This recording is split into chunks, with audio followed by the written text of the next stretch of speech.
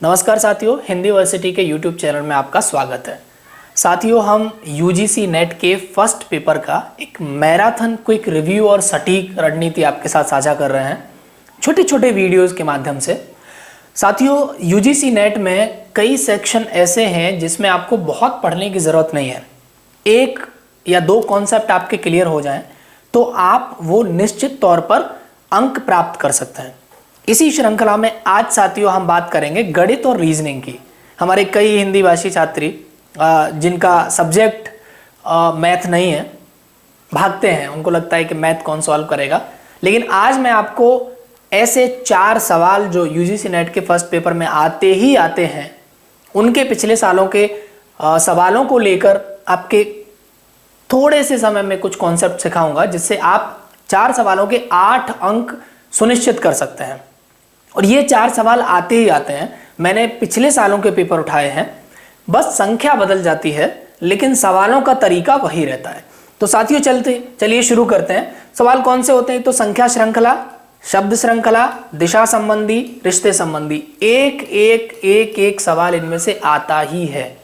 चलिए शुरू करते हैं। तो पहला, ये सारे जो सवाल है ना वो पिछले साल के हैं। पहला सवाल आता है दिशा संबंधी।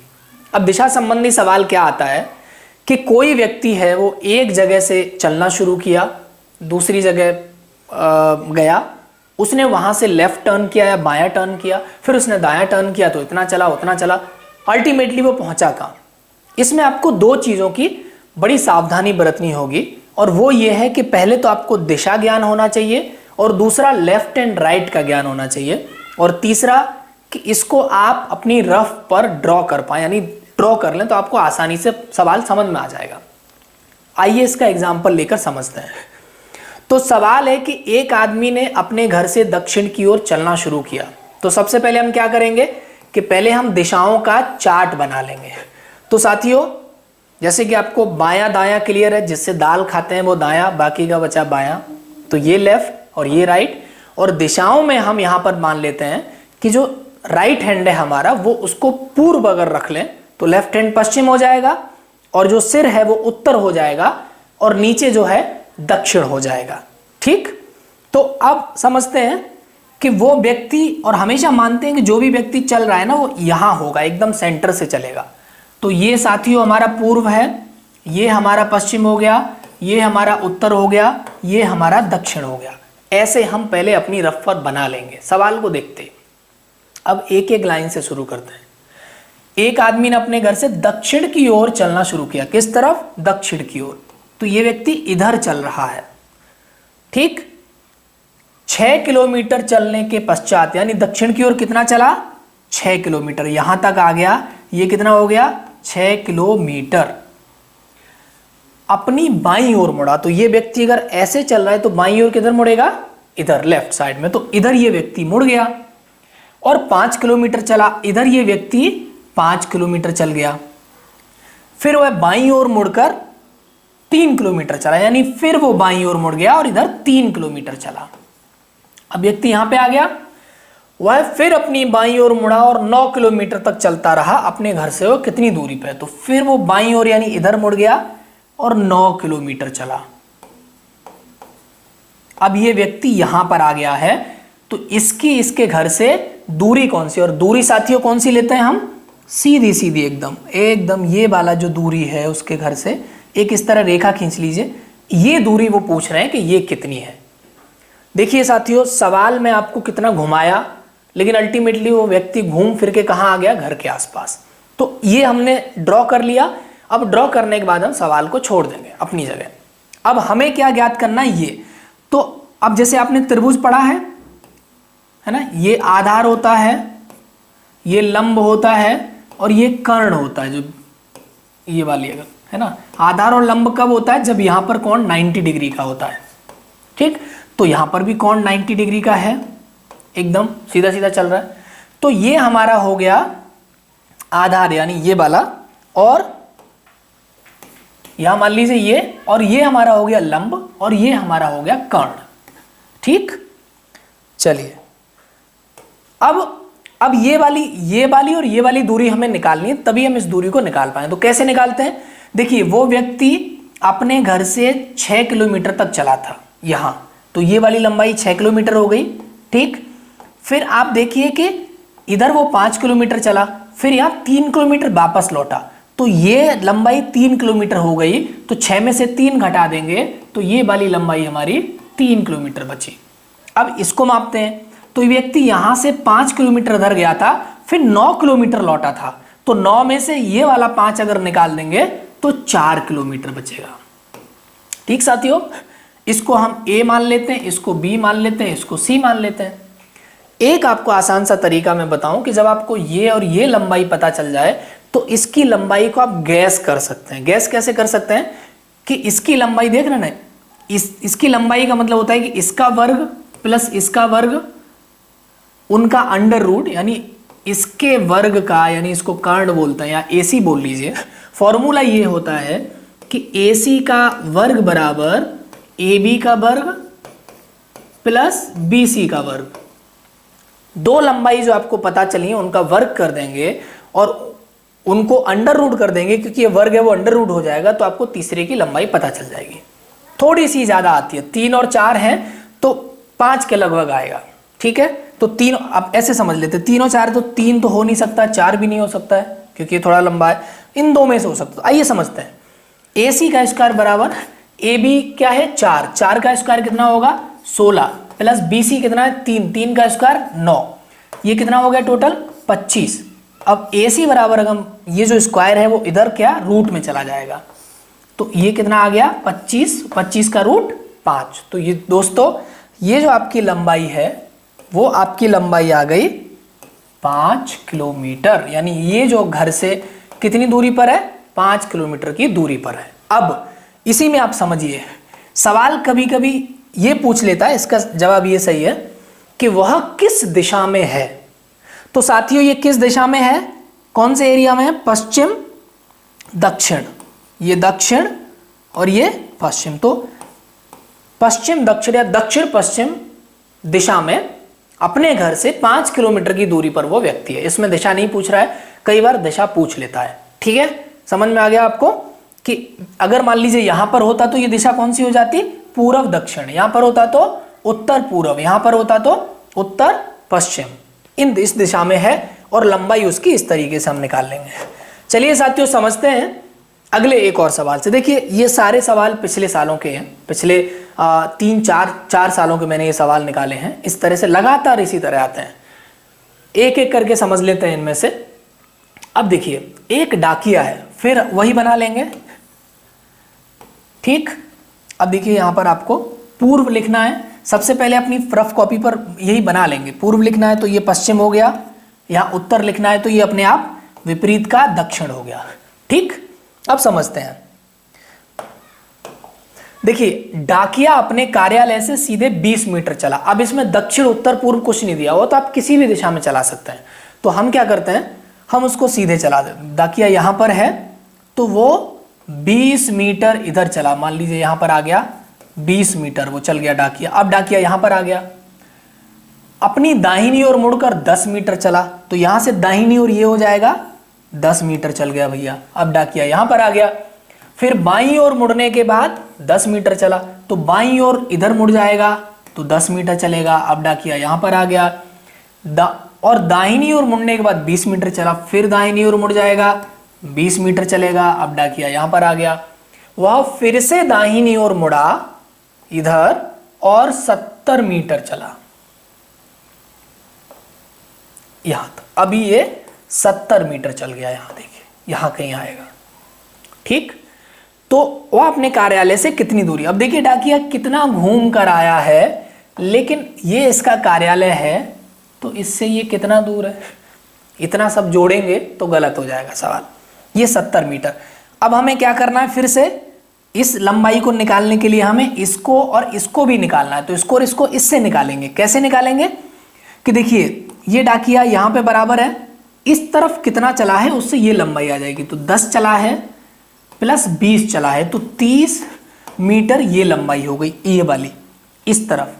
और इधर की लंबाई कैसे निकालेंगे कि डाकिया 20 सामने चला है और फिर 10 चला है, तो 30 ऊपर चला है और 30 से 70 नीचे चला है, तो 70 में से 30 ये वाला घटा देंगे तो ये आ जाएगी 40 मीटर।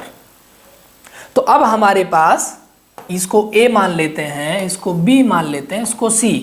AB और BC है, हमें AC की लंबाई ज्ञात करनी है। अगेन आपको अगर पिछला सवाल याद हो तो इस 3 और 4 का वर्ग कितना होता है, 30 और 40 का वर्ग कर लेंगे, उसी तरीके से उनका अंडर रूट कर देंगे। वैसे भी आप आसानी से एक अंदाजा लगा के निकाल सकते हैं, क्योंकि 30 और 40 से अधिक ही होगा, क्योंकि ये लंबाई ज्यादा होती है कर्ण वाली। तो 30 और 40 से देखो तो 40 नहीं होगा, 20 भी नहीं होगा, 50 या 60 में से कोई एक होगा। तो चलिए निकालते हैं। तो AC का स्क्वायर बराबर AB का स्क्वायर प्लस BC का स्क्वायर। तो मान लीजिए 30 का स्क्वायर प्लस 40 का स्क्वायर।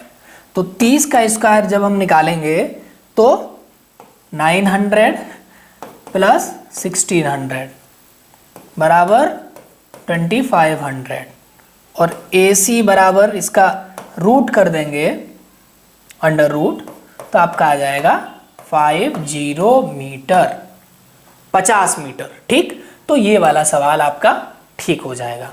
ठीक है, उम्मीद है आपको समझ में आ रहा होगा। और देखिए ये भी उसी तरीके से है कि वो अपनी बाईं ओर पहले 5 मीटर मुड़ा, फिर 15, फिर 15, फिर 15, यानी ये चल रहा है, बाईं ओर 5 मुड़ा, फिर 5 मुड़ा बाईं ओर, फिर 15 मुड़ा बाईं ओर, फिर 15 मुड़ा बाईं ओर। समझ रहे हैं?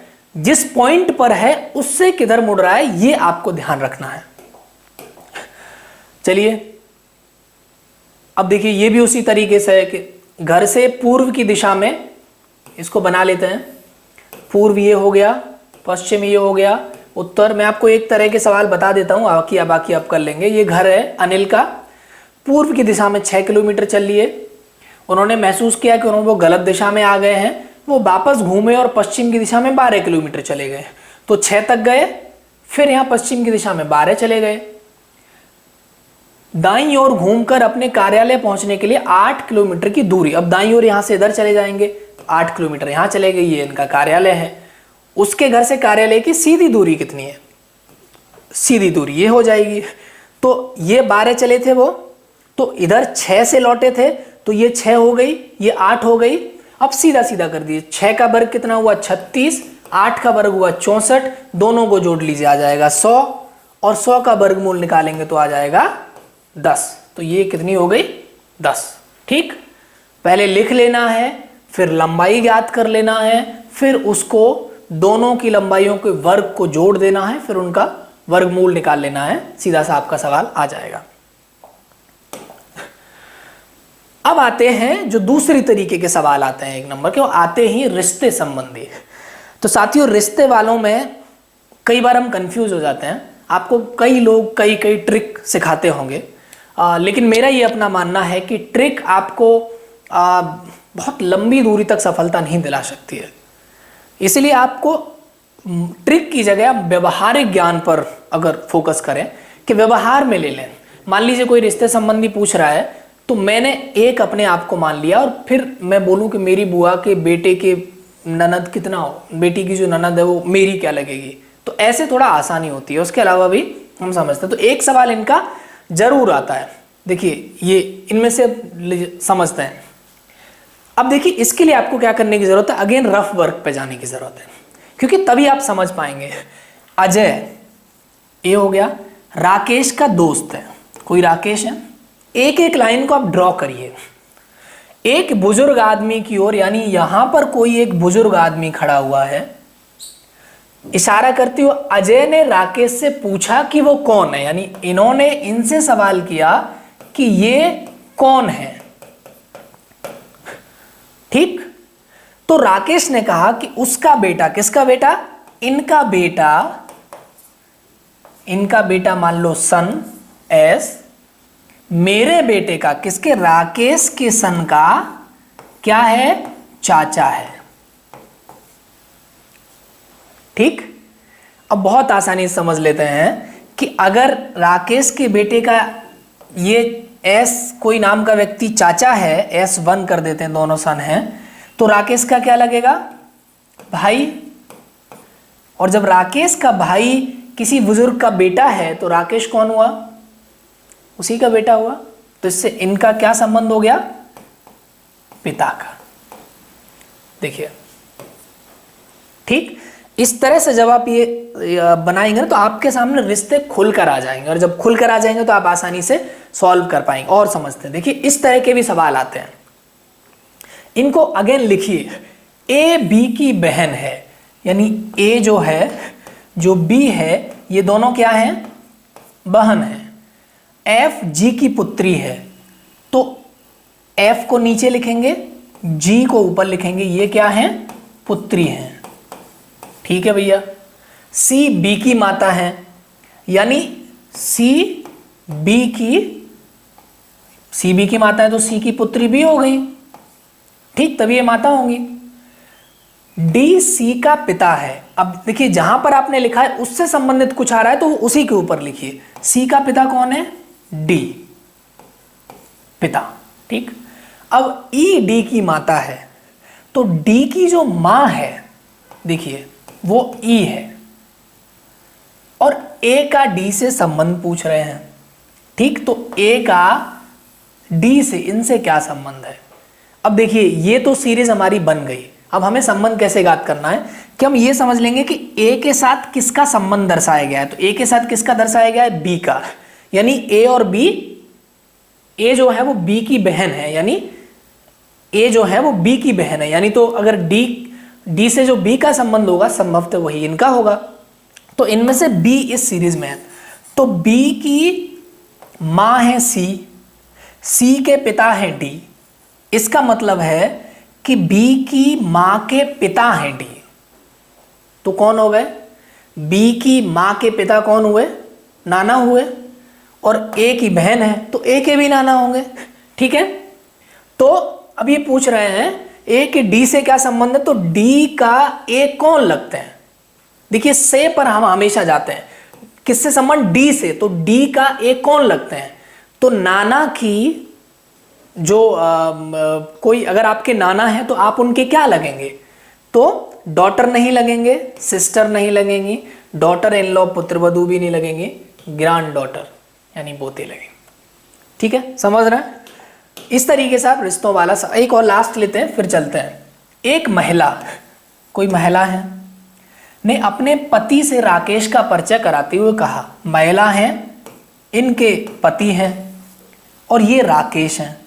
ये महिला इन राकेश का परिचय करा रही है कि इसके भाई के पिता, इनके भाई के पिता, तो इनके भी पिता हो गए, ठीक। मेरे दादा के इकलौते पुत्र हैं, तो इनके कोई दादा हैं और उनके ये इकलौते पुत्र हैं। इकलौते पुत्र का मतलब कि एक ही पुत्र है।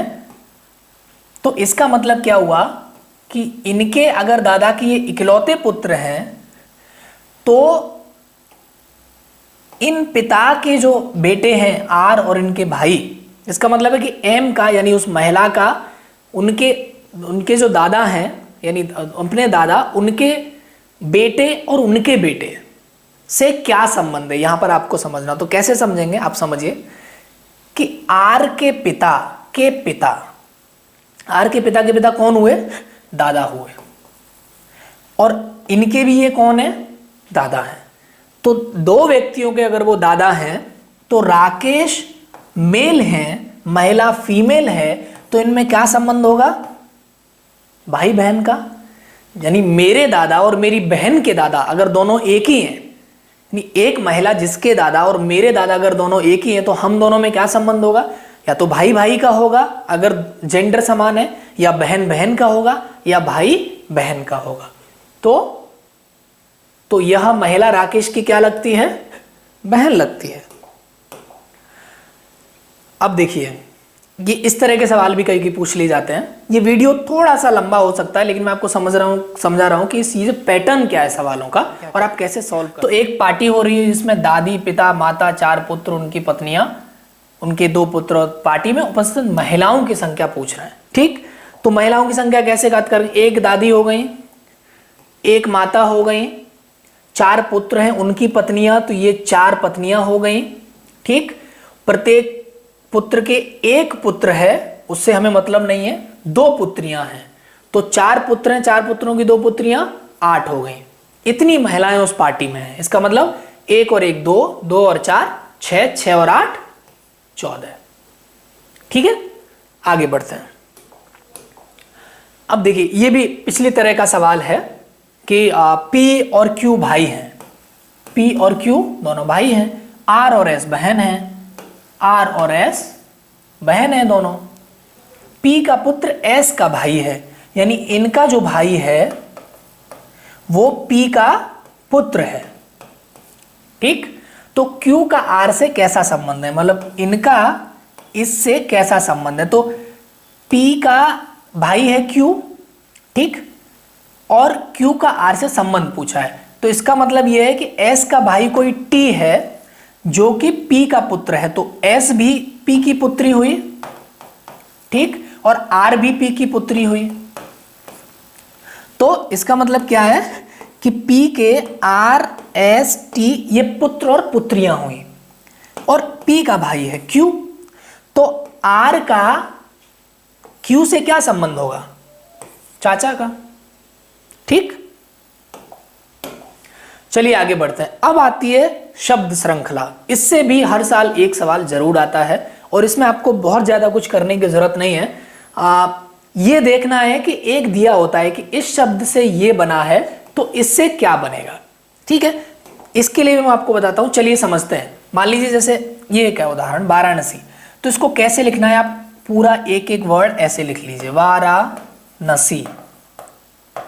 तो सबसे पहला हमारा काम ये होता है कि इनका और इन दोनों का संबंध क्या है वो हम समझ लें, फिर हम वही संबंध इसमें फिट कर देंगे।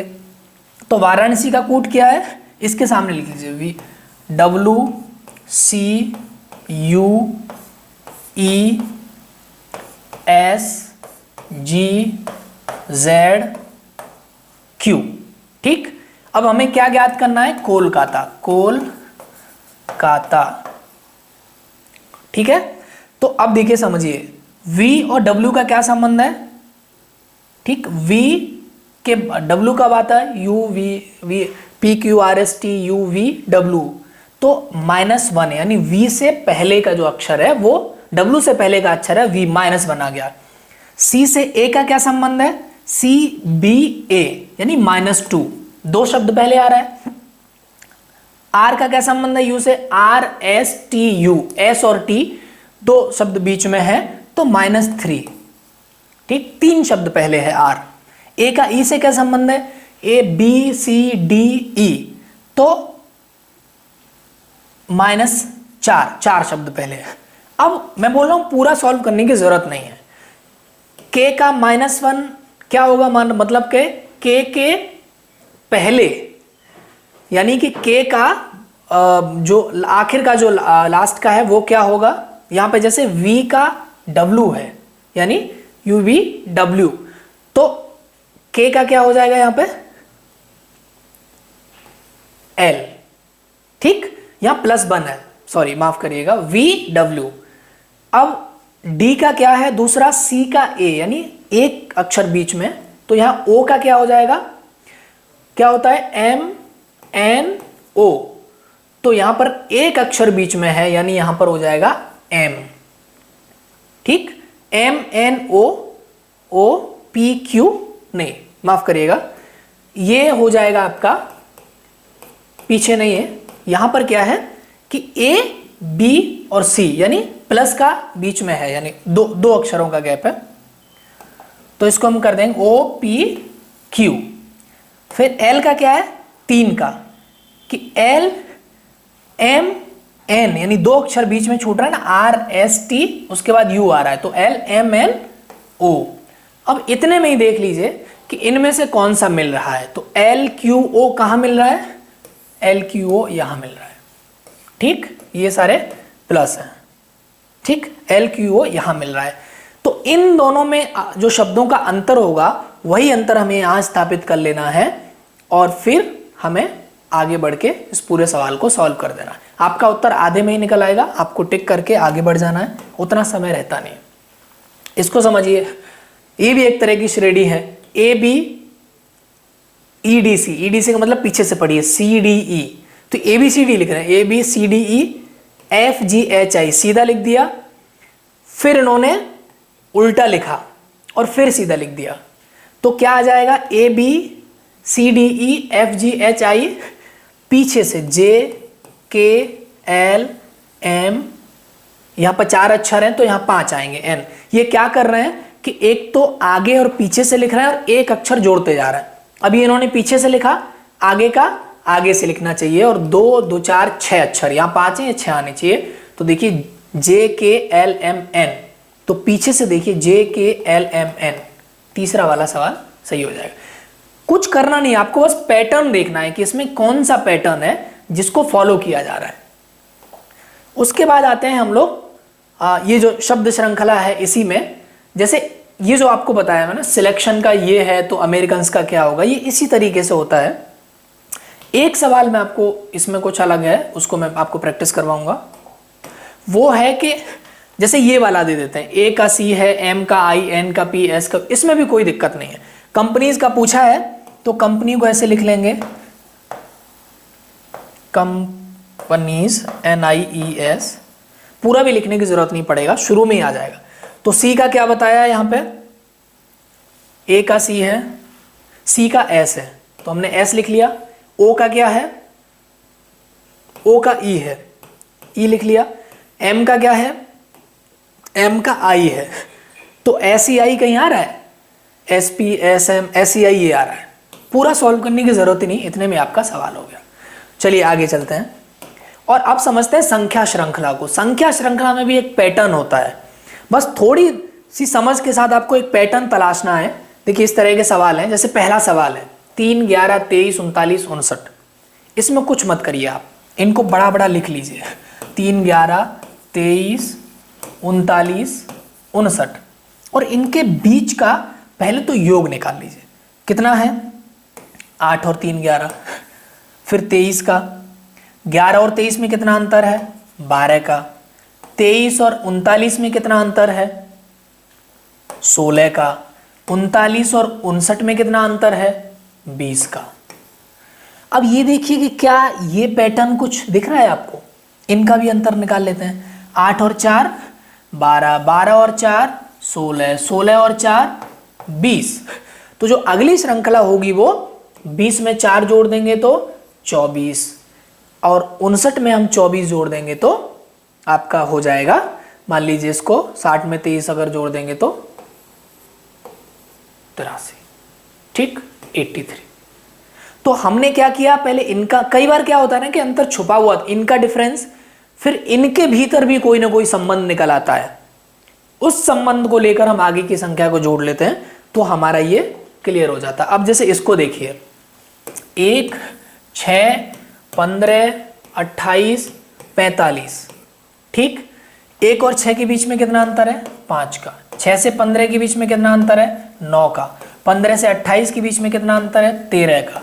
13 से 45, 28 से 45 में कितना अंतर है आपका, 17 का।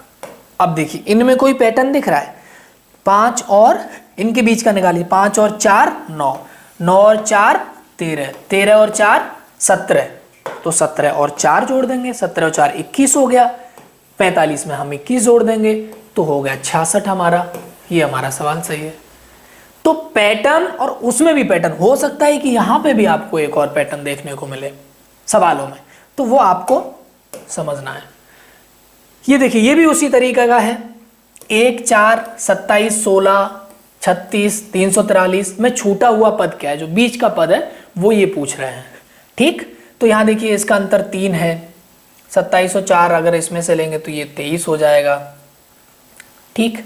अच्छा, कई बार क्या होता है, जैसे इस सवाल में है, कई बार ये होता है कि आपको जोड़कर नहीं समझ में आता, पहले आपको जोड़ से चीजें आपकी सॉल्व नहीं होती। तो क्या होता है, देखिए 1, 4, 27, 16, 36, 343, इसमें क्या दिख रहा है, 1 का वर्ग कितना होता है 1, 2 का वर्ग कितना होता है 4, 3 का वर्ग कितना होता है, 3 का वर्ग होता है 9, लेकिन 27 में 3 का वर्ग गुणा 3, यानी यहां पर 1, यहां 2 का 2 बार गुणा किया गया है, यहाँ 3 का 3 बार गुणा किया गया है, फिर यहाँ 4 का 2 बार गुणा किया गया है, 4 चौका 16, बीच वाला छोड़ देते हैं। 36 में क्या हुआ है 6 गुणा 6, फिर 343 में क्या हुआ है कि 7 का 3 बार गुणा किया गया है। अब समझिए, एक संख्या 2 बार गुणा, दूसरी संख्या 3 बार, एक संख्या 2 बार गुणा, दूसरी 3 बार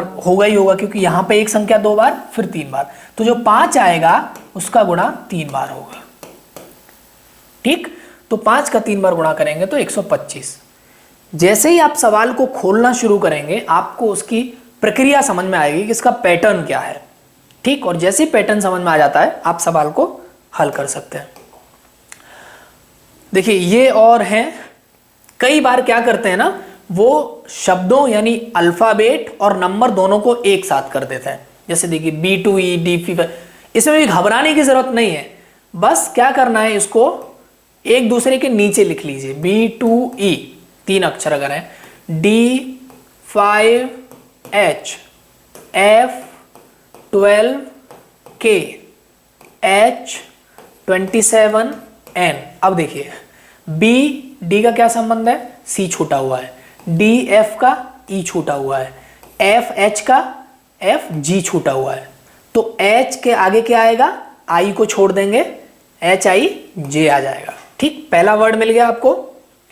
उसके बाद दूसरे इस तरफ देखेंगे पीछे का, E के बाद H, E F G 2 छूटा हुआ है, I J K आया, फिर L M 2 छूटा हुआ है, N आया, फिर 2 छोड़ देंगे, N O P Q आ जाएगा, J और Q। कोशिश करेंगे कि जैसे ही हमें 1 या 2 संख्याएं मिल जाएं तभी, जैसे कि यहाँ पर J और Q नहीं है, ये भी नहीं होगा, ये भी नहीं होगा, यहाँ J है Q नहीं, ये भी नहीं होगा, तो आसानी से ये सवाल आ जाएगा उत्तर। इसको भी सॉल्व कर लेते हैं। 2 5 12 27, इसमें देखिए जो पैटर्न है 2 और 3 5, 5 के बाद अगर 12 में आप लेंगे तो 7, 7 के बाद 12 में अगर जोड़ेंगे तो 15, 15 के बाद, तो देखिए पैटर्न क्या है, 3 7 15। ठीक, तो इसी तरीके से आप देखिए इनके बीच का भी निकालना पड़ेगा। 4 का अंतर है, 7 और 15 का 8 का अंतर है, 4 दूनी 8, तो इसमें जो हम निकालेंगे तो ये आ जाएगा आपका 8 दूनी 16 का अंतर, तो 15 और 16 कितना हुआ 32, तो 32 को अगर हम इसमें जोड़ देंगे आपके 27 में, तो जो इन दोनों के अंतर से जो संख्या निकल के आएगी वो यहाँ पर हो जाएगी 58। ठीक, तो ये इस तरीके से आपके संख्या और ये वाले सवाल भी हो जाते हैं। ये भी उसी तरीके से है, इसमें परेशान होने की ज़्यादा ज़रूरत नहीं है।